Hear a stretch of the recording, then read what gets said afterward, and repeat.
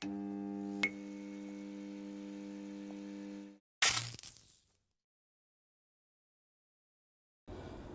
guys, kembali lagi bersama kami Couch Potato. Kali ini host kalian Raihan. Kita akan mereview mengenai film-film yang lagi trending baru hari ini untuk dibagikan kepada kalian di masa yang gabut ini. Kali ini saya akan membagikan tentang film yang lagi trending di Netflix baru-baru ini, yaitu The Babysitter. Film ini dirilis pada tahun 2017 oleh sutradara bernama McG. Bagi kalian yang belum tahu, sutradara ini adalah sutradara yang menyutradarai film Charlie Angel yang asli pada tahun 2000. Dia dikenal sebenarnya sebagai sutradara musik video.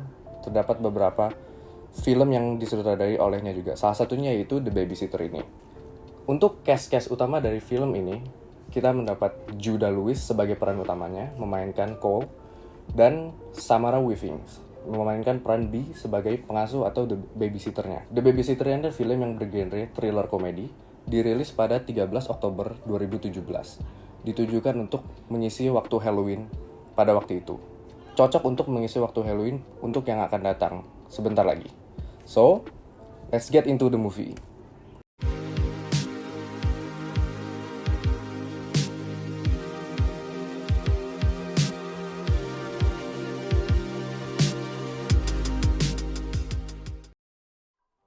Oke, jadi The Babysitter ini genrenya adalah komedi thriller.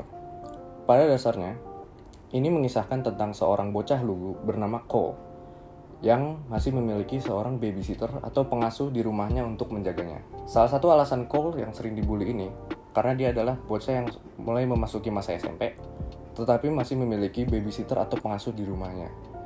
Tapi justru pengasuh atau babysitter ini selalu membelanya dan mengusir seluruh teman-temannya yang suka membuli. Jadi kita mulai bisa melihat pattern di film ini. Seorang anak yang suka dibully karena memiliki babysitter, tetapi babysitter ini juga yang selalu melindunginya dan mengusir teman-temannya yang suka membulinya. Hingga si babysitter ini menjadi salah satu teman paling dekatnya Cole. Tapi pada suatu saat, ternyata Cole mengetahui bahwa babysitternya ini merupakan suatu anggota pemuja setan yang melakukan ritual di rumahnya setiap malam. Dan disinilah kisah Cole dimulai. Oke, film ini sebagai suatu film thriller komedi, gak bisa kita perlakukan sebagai film yang serius-serius banget. Film ini mengingatkan kita ke film Home Alone karena temanya mirip, yaitu anak kecil yang diburu oleh para penjahat di film ini. Dan di beberapa scene memberikan vibe yang mirip dengan film-film thriller klasik seperti Halloween dan Friday the 13th. Tapi secara umum, jangan salah, film ini masih bisa dibilang thriller karena unsur thrillernya tetap ada sebagai tema utama dari filmnya. Tapi cara film ini yang memberikan unsur-unsur thriller itulah yang membuat film ini jadi ada komedinya. Film ini tetap punya semua stereotip film thriller klasik yang sampai-sampai jadi jokes tersendiri. Karakter-karakter yang cantik dan menarik, karakter yang gak bisa diam, nama-nama karakter yang sangat simple, bahkan cara pembunuhan yang sangat gak masuk akal, dan tentunya banyak banget darah. Tetapi seluruh stereotip thriller ini dibuat dan dieksekusi dengan cara yang justru menghibur tanpa menghilangkan tema thriller di filmnya.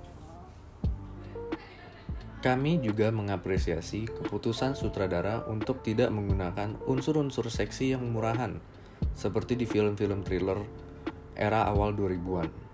Justru mereka menitik beratkan kepada alur cerita dan pengembangan karakter yang menarik dan unik. Karena setiap karakter di film ini memiliki kepribadian yang berbeda dari karakter lainnya, namun mereka tetap dapat berjalan dalam cerita film dengan seirama. Tidak banyak film thriller pada masa kini yang bisa menggabungkan elemen tersebut secara dinamis dan tidak tumpang tindih. Jadi itu merupakan suatu poin yang dapat kita apresiasi. You crazy bitch.